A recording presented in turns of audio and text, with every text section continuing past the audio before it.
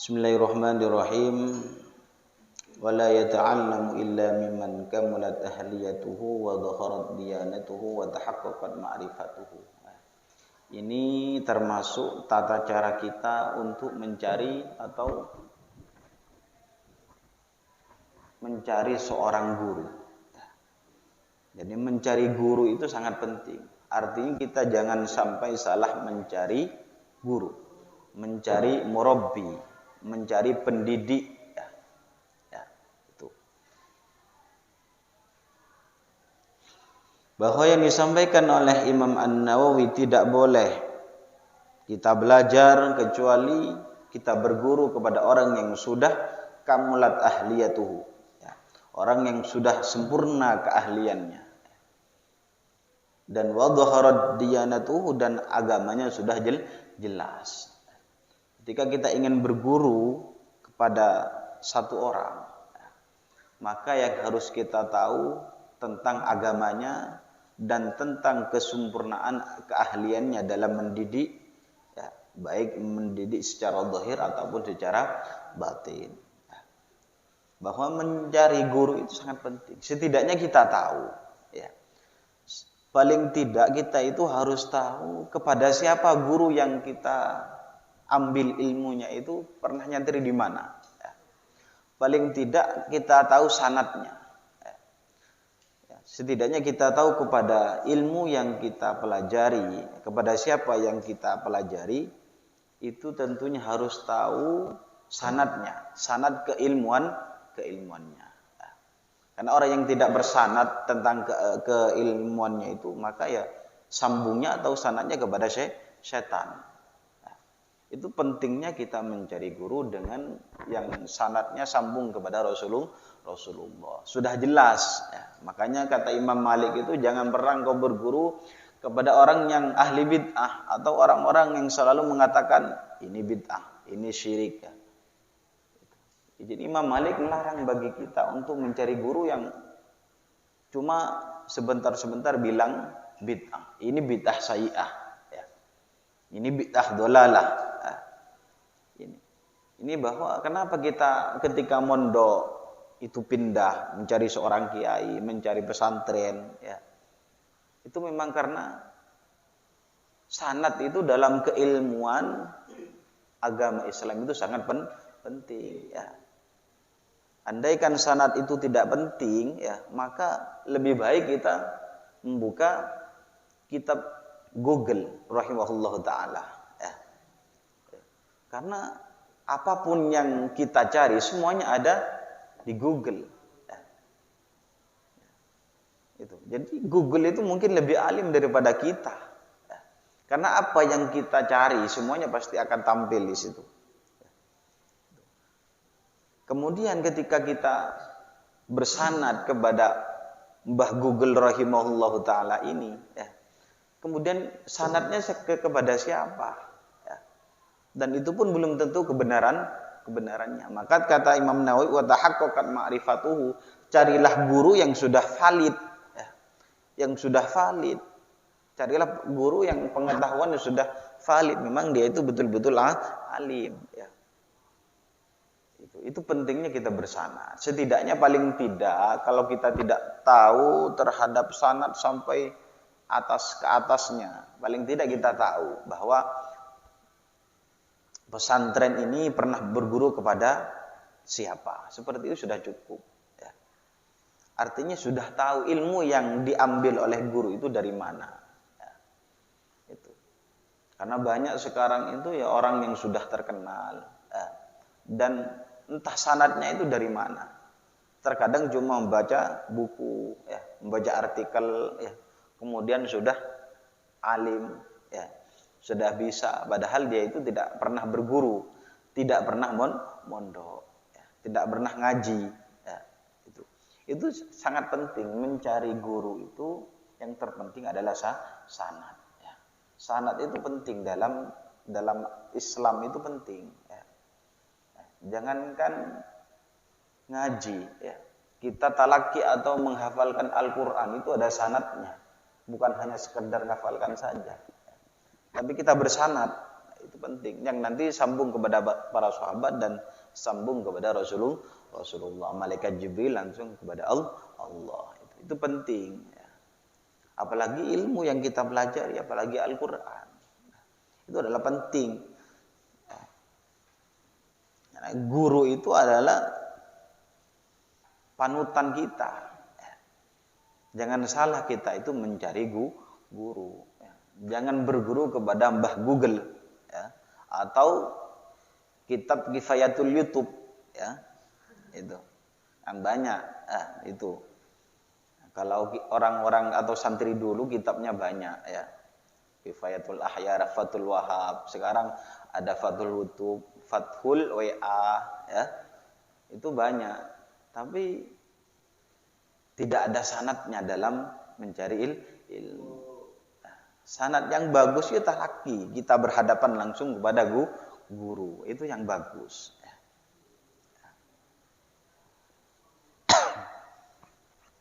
Makanya cari guru itu kata Imam Nawawi wa tahaqqaqat ma'rifatuhu, carilah guru yang memang sudah valid pengetahuannya. Sudah tahqiq ya. Kalau kita cuma baca-baca di internet itu ya bisa benar juga bisa salah. Ya. Artinya kita tidak bisa dipertanggungjawabkan. Ya. Itu. Sekalipun kita alim tapi alimnya cuma membaca artikel, kemudian buka-buka Google, ya. Itu ya mungkin hanya bersifat sementara. Yang bagus itu ya kumpul dengan guru, talaki bersama, ya, ngaji bersama. Itu yang bagus. Ya. Juga washtaharat siyanatuhu. Ya, jangan salah mencari guru, yang kita cari harus yang sudah masyhur, ya, sudah masyhur kemuliaannya. Makanya dikatakan oleh Muhammad bin Sirin dan Malik bin Anas dan selainnya dari ulama Islam mengatakan hadal ilmu dinun, bahwa ilmu itu adalah agama. Jadi ilmu yang kita pelajari itu ya agama. Maka hati-hati kata beliau, fanduru amman ta'khuduna dinakum. Maka hati-hati kepada siapa kalian itu mengambil agama. Sekarang banyak pesantren itu yang tiba-tiba besar pesantrennya, tapi tidak diketahui dia itu pernah mondok di mana, pernah ngaji di mana, belum diketahui. Ini yang jadi tanda tanya besar. Ngaji ke siapa? Itu. Jadi banyak sekarang itu pesantren-pesantren yang sudah besar, baru ada pesantren baru. Dan juga santrinya banyak, tapi tidak diketahui. Maksudnya kiainya itu ngaji dari mana? Ya. Artinya sudah jelas kalau misalnya di pesantren sini misalnya ngaji di pondok pesantren Sidogiri itu sudah jelas, cukup sudah. Ya. Ya, itu cukup. Nah, misalnya ada santri Horiri misalnya. Ya, Kiai Horiri punya santri lah. Ya, artinya sudah jelas keilmuan dari Kiai Horiri ini sudah jelas bahwa pernah nyantri di pondok pesantren Al-Anwar ya. Dan semua keluarga Al-Anwar pengasuh juga mondoknya di Sidogiri, sudah jelas seperti itu ya. Tidak nyantri, tidak mondok, tidak pernah ngaji, tapi kok punya santri. Lah ini perlu dipertanyakan. Nah, itu. Jadi sanad dalam keilmuan itu sangat penting. Nah, makanya kata Imam Malik itu jangan pernah engkau itu berguru kepada orang yang selalu membid'ahkan. Itu. Sedikit-sedikit mengatakan bid'ah sayyi'ah, bid'ah dhalalah. Nah, itu segera tinggalkan kata Imam Malik. Karena apa? Karena ilmu itu adalah agama. Kalau sudah salah mencari guru, ya, maka agama kita akan salah.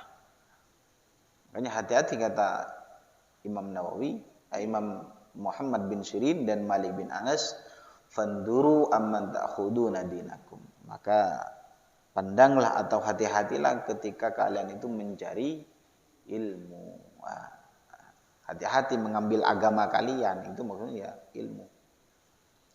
Itu pentingnya kita mencari guru, dan jangan sampai salah kita itu mencari guru. Jangan memandang hanya sakti. Banyak sekarang orang yang sakti kemudian dijadikan guru. Sholat di atas genteng misalnya. Sudah biasa seperti itu. Sholat di atas daun, atas genteng sudah biasa ya. Sholat di atas daun. Ini kan menurut akal kita sepertinya tidak wajar. Sakti, kemudian kita berguru kepadanya. Jangan semerta-merta langsung kita berguru, dilihat dulu. Agamanya dilihat, keahliannya dilihat, tahaqquqat ma'rifatunya dilihat. Itu. Jangan sampai kita mencari guru yang cuma sekedar sakti. Carilah guru yang istiqomah. Yang membimbing kita baik dohir atau batin kita, yang syafaqohnya tinggi. Makanya kata Imam Ghazali dalam kitab kitab Ihya itu ya, carilah guru yang syafaqohnya tinggi, yang belas kasihnya sangat tinggi kepada murid. Taubahnya seperti orang tua kepada anak. Itu cari guru yang seperti itu kata Imam Ghazali. Wa alaihi ayyamdhura muallimahu bainal ihtiram. Ini juga kewajiban ketika kita sudah menemukan guru, apa yang kita lakukan? Di samping kita tawadhu, di samping kita memuliakan, maka juga harus memandang guru kita bi'ainil ihtiram, dengan pandangan yang memuliakan. Karena memandang orang alim, memandang guru kita itu adalah, setiap kita memandang itu akan Allah ciptakan malaikat. Khalaqahallahu malakan. Jadi setiap kita memandang guru kemudian bahagia, senang, itu Allah akan ciptakan satu malaikat yastaghfiruna lahu ila yaumil qiyamah. Dan malaikat yang Allah ciptakan tadi itu selalu minta ampun sampai nanti hari kiamat. Jadi penting kita memandang orang alim itu sangat penting. Memandang guru itu sangat penting. Juga Rasulullah menyampaikan, man zara aliman fa ka'annama zarani. Orang yang selalu berkumpul atau ke rumah seorang guru, berziarah ke orang alim, maka seperti halnya dia itu mengunjungiku, kata Rasulullah. Orang yang selalu mengunjungi kepada gurunya, maka seperti dia itu mengunjungiku, kata Rasulullah. Wa man safaha aliman fa ka'annama safahani. Orang yang bersalaman kepada orang alim, maka kata Rasulullah seperti dia itu bersalaman kepadaku. Ini saking pentingnya kita itu mencari guru. Juga wa man jalasa aliman fa ka'annama jalasani fid dunya. Orang yang duduk bersama orang alim, bersama guru kita, maka seperti halnya duduk bersama Rasulullah di dunia. Itu adalah pentingnya kita itu bersama dengan orang-orang alim. Jadi memandang guru dengan pandangan yang ihtiram, dengan pandangan yang sangat mulia. Karena sekali memandang, maka Allah Ta'ala akan ciptakan malaikat yang selalu memintakan ampun kepada dia sampai ila yaumil qiyamah. Pandanglah orang alim. Selalu berkunjunglah kepada orang alim. Sofahalah, musafahah, bersalamanlah kepada orang alim. Kemudian wa ya'taqida kamal ahliyatihi wa rajhanihi ala tubaqatihi. Muallim, muta'allim juga meyakini dengan kesempurnaan gurunya dan selalu mengunggulkan gurunya daripada orang lain. Sebab apa? Fa innahu aqrabu ila intifa'ihi bihi. Karena dengan kita memandang guru kita, memandang orang alim dengan pandangan yang farhah, dengan pandangan yang sangat membahagiakan, ya, itu akan menyebabkan kita itu akan cepat mengambil manfaat. Ya, ya, itu. Maka akan lebih mudah kita itu mengambil kemanfaatan dan barokah daripada guru. Bahkan diceritakan ulama dulu, ya, ba'dul mutaqaddimin, ulama-ulama dulu, ya, yang sudah menjadi orang-orang besar, itu idza dhahaba ila muallimihi tasaddaqu bi syai'in. Ketika ulama dulu itu, santri dulu, ketika pergi ke gurunya, itu bahasanya sekarang nyabis, ya. Bahasa sekarang itu nyabis. Itu pentingnya sehingga mereka itu apa? Menjadi orang besar. Setiap kali itu berangkat kepada gurunya, itu selalu bersedekah atau memberikan sesuatu, tidak harus berupa uang apapun itu. Jadi penting kita itu ya seperti kita di taklim, ya. Man 'allama harfan wahidan, orang yang mengajarkan kita satu huruf, ya siap kita itu menjadi budak. Kita budaknya. Itu. Ya, orang yang menjadi guru ya tetap kita muliakan. Ya. Jadi ulama dulu itu ketika berangkat ke muallimnya, ke gurunya, mereka itu ya tasaddaqa bi syai'in. Kemudian mengatakan Allahumma astura'i ba muallimi anni wa la tadhhab barakata ilmihi minni. Ini penting. Ini doa yang seharusnya selalu dibaca oleh murid, ya, oleh santri, agar tidak ilmunya berbahaya. Apa doanya? Allahumma astura'i ba muallimi anni wa la tadhhab barakata ilmihi minni. Ya Allah, tutupkanlah keburukan guruku, ya. Ini. Ya Allah, tutupkanlah semua keburukan guruku dariku. Wala tadhhab barakata ilmihi min, dan jangan engkau hilangkan barokah ilmunya dariku. Ini penting, selalu kita panjatkan seperti ini. Allahumma astur aiba muallimi anni. Ya. Maka hati-hati ketika kita melihat aib guru kita. Ya. Mohon maaf, guru itu ya sama, manusia, artinya bisa melaksanakan atau melakukan kesalahan sama. Cuma hati-hati ketika kita melihat kesalahan guru kita, ya, maka harus kita pendam dalam-dalam. Ya, jangan sampai kita ungkapkan, apalagi kita ceritakan kepada orang lain. Ya.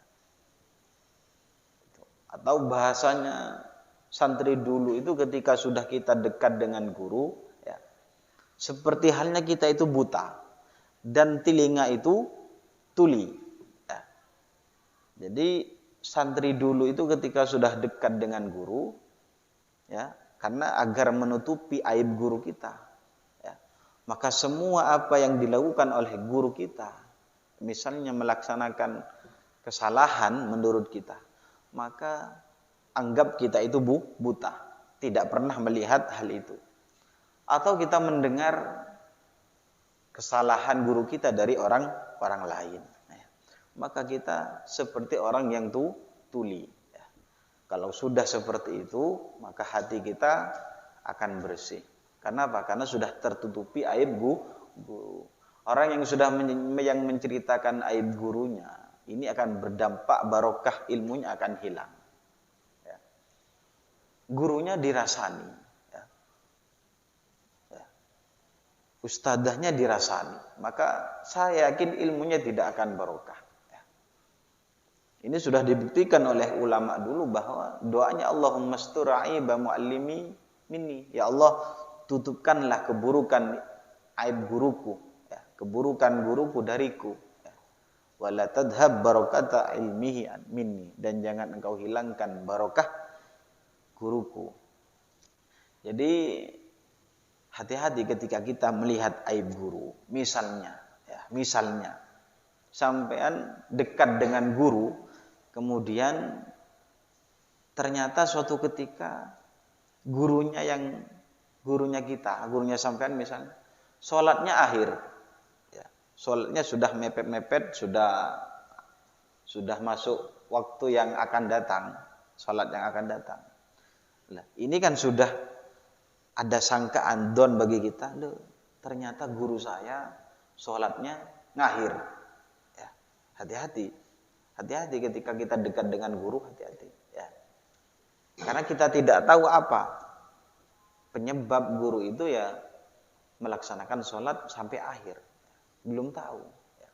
Artinya kita tidak bisa memandang guru itu ya ketika melaksanakan kesalahan kita vonis salah. Maka Imam Ghazali mengatakan sekalipun guru itu misalnya memerintahkan sesuatu dan menurut kita salah, maka itu lebih baik kita mengikuti. Ya. Misalnya sampai tiba-tiba disuruh ke selatan, ya. Padahal yang baik itu ke timur misalnya. Ya. Ya. Ada ombak besar. Tiba-tiba gurunya suruh ke selatan, padahal lautan. Ya, ini kan menurut kita salah. Seharusnya larinya ke utara. Maka kata Imam Ghazali, sekalipun guru itu memerintahkan dan sesuatu yang dianggap salah menurut kita, maka tetap kita ikuti. Ya. Tetap kita harus mengikuti perintah guru, sekalipun ombaknya besar ya diikuti. Ya. Itu. Karena di situ ada rahasia tersendiri. Ya. Makanya sekalipun guru kita itu mengatakan sesuatu yang menurut kita salah, tak gena misalnya, maka tetap harus kita ikuti dan dengan cara ihtiram, dengan cara memuliakan. Ya. Maka lebih baik karena lebih baik salah guru. Ya. Lebih baik sekalipun guru itu salah, tapi kita ikuti, ini lebih baik daripada kita memilih keinginan sendiri. Ya, ini sangat penting. Ya. Di ulama dulu itu ya doanya seperti itu. Allahumma astur aibam allimni wa la tadhhab barakata ilmihi minni. Sehingga mereka ulama salaf dulu menjadi orang yang sangat besar. Ya. Santrinya banyak dan ilmunya bisa dirasakan. Tentunya orang yang seperti itu ya orang-orang yang sudah dekat dengan guru kita. Ya. Orang yang dekat dengan guru hati-hati. Ya. Haddam dekat dengan kiai hati-hati. Ya.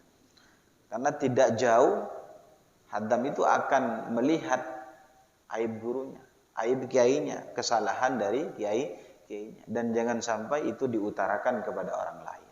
Ya. Gitu.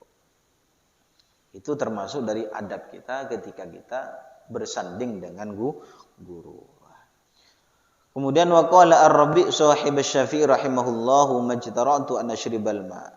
Ini disampaikan oleh Imam Ar-Rabi', ya, termasuk santrinya Imam Syafi'i. Ini saking ta'dimnya murid kepada guru.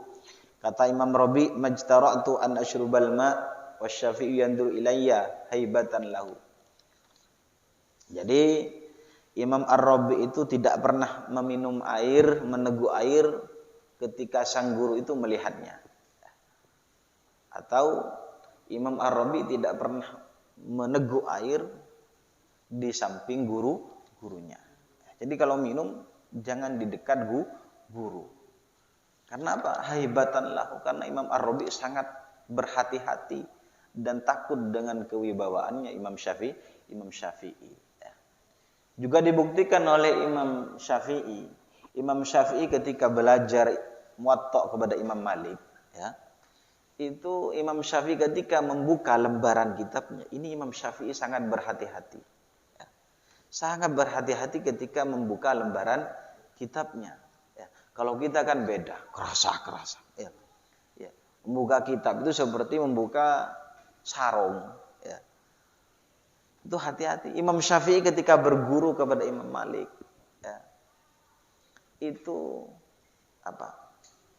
sangat berhati-hati. Membuka lembaran kitabnya itu berhati-hati. Khawatir yang dia lakukan itu gurunya tidak ridho. Ya. Sehingga melahirkan ulama-ulama yang sangat besar.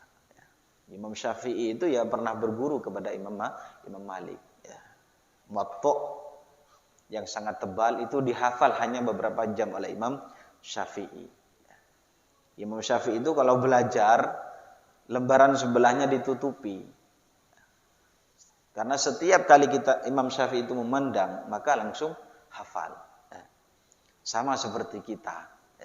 Langsung hafal ketika kita jalan keluar menemukan perempuan yang sangat cantik, kita langsung hafal. Pulang ditanyakan, kamu bertemu ini? Iya, bajunya merah, bajunya putih, sarungnya ini. Ini langsung hafal. Sepertinya kita mirip-mirip lah sedikit dengan Imam Syafi'i di bidang ketajaman hafalan kita. Tapi hafalan yang beda. Kalau Imam Syafi'i sekali memandang kitab itu langsung hafal. Itu Imam Syafi'i. Itu hafalannya sangat tajam. Makanya Imam Syafi'i itu ketika belajar, lembaran kitab sebelahnya ditutup dan sebelahnya dibuka. Karena khawatir terbaca semuanya. Khawatir terlihat semuanya. Kalau sudah terlihat, maka semuanya itu akan hafal. Ini hebatnya Imam Syafi'i. Orang yang hebat itu tentunya terlahir dari orang tua yang sangat hebat. Abahnya Imam Syafi'i sangat hebat. Beliau itu waro, zuhud, tidak pernah istiqomah sholat malam beliau. Abahnya Imam Syafi'i itu istiqomah sholat malam. Kita juga istiqomah tidur malam. Itu hampir-hampir mirip. Itu. Jadi Imam Syafi'i seperti itu, sehingga melahirkan generasi atau santri yang sangat luar biasa. Coba buktikan semua ulama yang mengaji atau berguru kepada Imam Syafi'i, pasti di belakangnya ada Asy-Syafi'i. Siapapun itu, Asy-Syafi'i pasti di belakangnya ada embel-embel Asy-Syafi'i. Itu membuktikan bahwa dirinya pernah nyantri kepada Imam Syafi'i, pernah berguru kepada Imam Syafi'i. Coba dilihat kitab-kitab muallif kitab itu, pengarang-pengarang kitab yang di belakangnya ada bergelar Asy-Syafi'i, itu pasti dia itu nyantri kepada Imam Syafi'i atau madhabnya bermadhab Syafi'i. Ya mudah-mudahan kita dimudahkan oleh Allah mendapatkan ilmu barakah dan manfaat. Al-Hadiniyah Al-Fatihah. A'udzu billahi minasyaitonir rajim.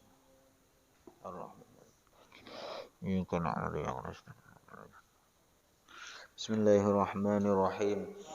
Manfa'na lam tana rabbi 'allimna alladhi yanfa'una rabbi fakina fakir wa qarabati lana fi dinina rabbana anfa'na bima lam tana rabbi 'allimna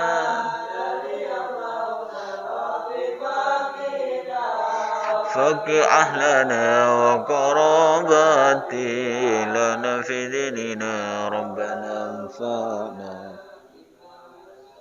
Rabbi 'allimna alladhi yanfa'una Rabbi fakihna wa fakih Rabbati lana fi dinina subhana rabbika rabbil izzati amma yasifun wa salamun alhamdulillah. Al-Fatihah.